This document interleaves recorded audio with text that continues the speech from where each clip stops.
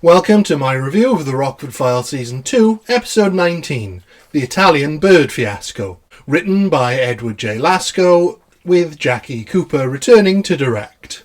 The episode begins with some stock footage of Heathrow Airport, before we cut to a man named Barrows booking a round trip to LA. Barrows is played by our Colombo connection, Gerald Peters, an actual Brit who appeared in Dagger of the Mind.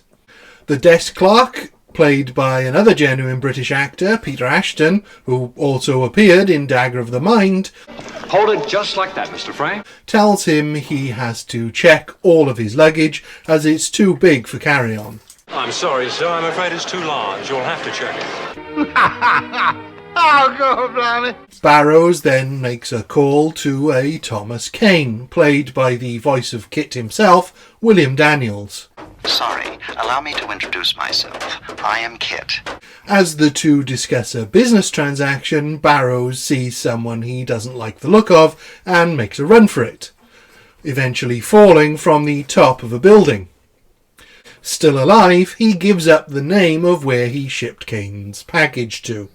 We then cut to Rockford's trailer, where he gets a phone call from Kane wanting to hire him. My name is Thomas Kane. You were recommended to me by a business associate. This is a fast-paced opening that only begins to set up the story, but is loaded with drama, as we know Kane is up to something dangerous. I also really appreciate the fact that they used British actors to play British characters too, as this is often something TV shows, especially at this time, wouldn't do, just drafting in anyone and making them do a usually appalling accent. Hey, down the gate for Smeller. Round the doors to Felton. What's that supposed to mean? The setup is intriguing enough to immediately grab your attention, and it isn't long before we find out why Kane wants to hire Jim. Well, what I want you to do for me is to act as my purchasing agent. Kane is an importer-exporter of art and antiques, and wants Jim to bid on an auction piece for him. A cormorant sculpture. That's a sculpted bird. That most people think is a duplicate, but which Kane believes to be a genuine Lambrini. So I thought I would gamble 10 or 12,000 and buy it and check it out. Kane says he's too well known to get a fair price, so he wants Jim to bid under the radar for him. Jim takes what seems like a simple job, but any long-term fan knows far better. Ciao. Adios. At the auction, we get some background on the cormorant before bidding starts. The original three cormorants were sculpted in 1753 by the great Jacopo Lambrini. Bidders include James Garner's real-life brother Jack, 6.5. and a beautiful woman who identifies herself as Evelyn Stoneman after the auction. I'm Evelyn Stoneman. She says she works for the UK's National Gallery and is very keen to buy the sculpture from Jim's client, but as he's on his way to the Firebird, he's set upon by two goons, one of whom is the thug from London. Security chases them off, but the bird has been smashed in the fight. He collects the pieces and takes them to Kane, followed by Miss Stoneman. If this place wasn't so close to my gallery and I didn't have something else on my mind, you'd never gotten away with tailing me. There's a lot of character development of Stoneman in these scenes, demonstrating her expertise as well as Jim's ability to fake it, up to a point. 19 at the most. I think 24 is just out of the question. I've written 5 papers supporting the 24 theory. I was just fooling. The chemistry between the pair is great as they spar over art knowledge. Jim clearly outmatched, but able to keep up for a little while with the small amount of knowledge he's gained from Kane. There were 18 of those originally. Some experts think that there were 24. However, when she turns up after his attack, and then following him to Kane's hotel, it makes it pretty clear she's more deeply involved in this than she's letting on. Further surprises come when Kane's room is now empty, and the manager says it's been empty all day. Stoneman knows who Kane is and how he walks a fine line between legal and illegal business deals. Stoneman wants to be informed if any other cormorants turn up, as there are supposed to be 3, but Jim is done.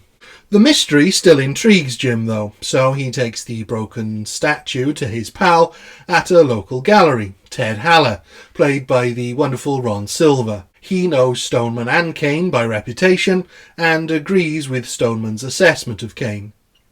Jim wants him to run some tests on the pieces, as he's starting to believe that the statue may be the genuine priceless article.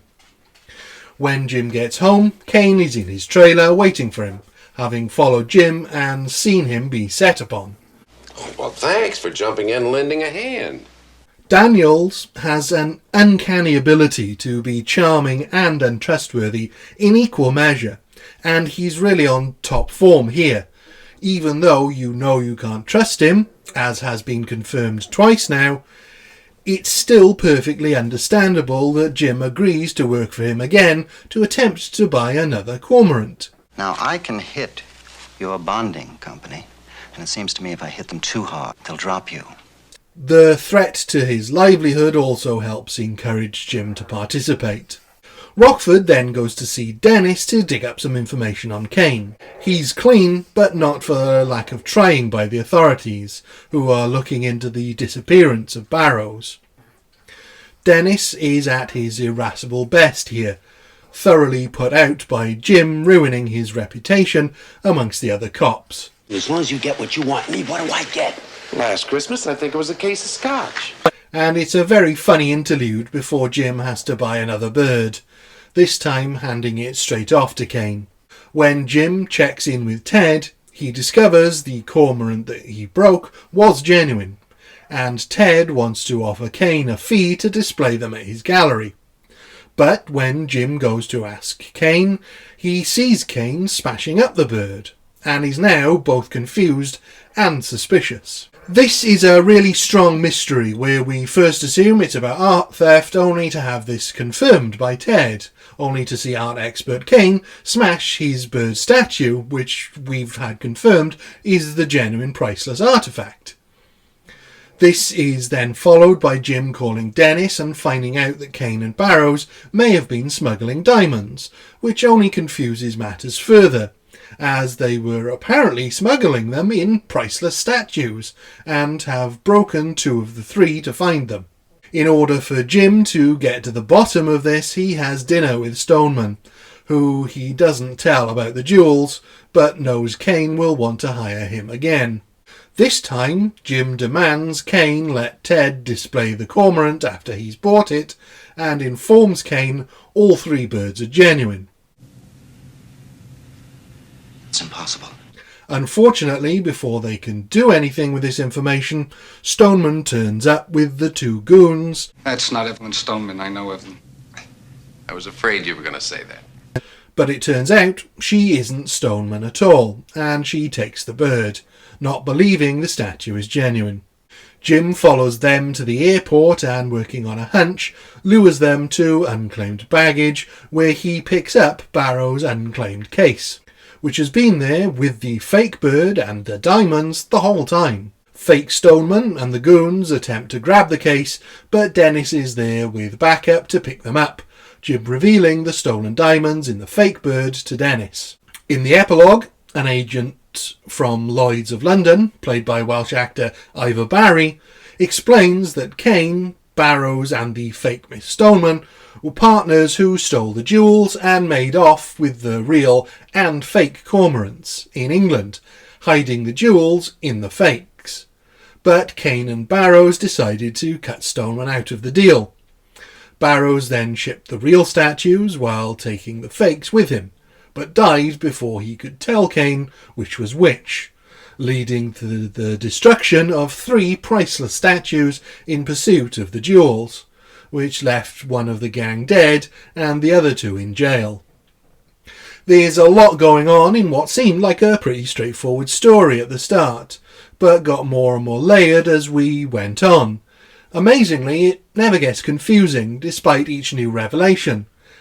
I think it helps that Kane is who he says he is, and they clear up some of the mystery surrounding him pretty early on, with the reveal that Stoneman isn't Stoneman coming right at the end. Hello, Tom. How's everything in Florence? It's hot, Margaret. The addition of the cormorants being genuine, though, is really what elevates the mystery. Had this just been about smuggling forgeries with diamonds inside, it would have been a pretty cliched idea. Easy to work out from almost the first auction. But by making them genuine, it leads us away from this as an idea for quite a while. Especially as Kane is a genuine art expert, so his destruction of the birds seems incredulous.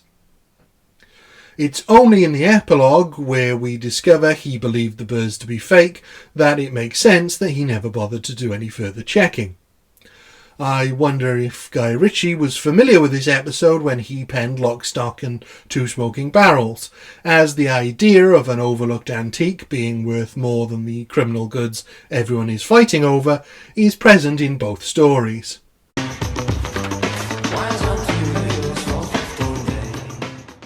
I also really enjoyed the commentary on how value is in the eye of the beholder, and whether something has any value if nobody knows how much it's worth. The only issue I have with the episode is how they managed to stiff Rockford on his reward for finding the jewels, as it's a bit convoluted, and also entirely made up. An insurance company wouldn't hold Rockford responsible for the destruction of the birds, as he didn't destroy them. And the insurance money would not have been paid to anyone, as Kane was technically the legal owner and was responsible. Nor would the UK government tax the reward money, so it would only be US taxes he would have to pay. But it's an attempt at a funny out that I feel they should have put a little bit more work into justifying. Either way, this doesn't detract from what is a fun and exciting caper episode, so it's another 5 out of 5 for me. Thank you. Goodbye.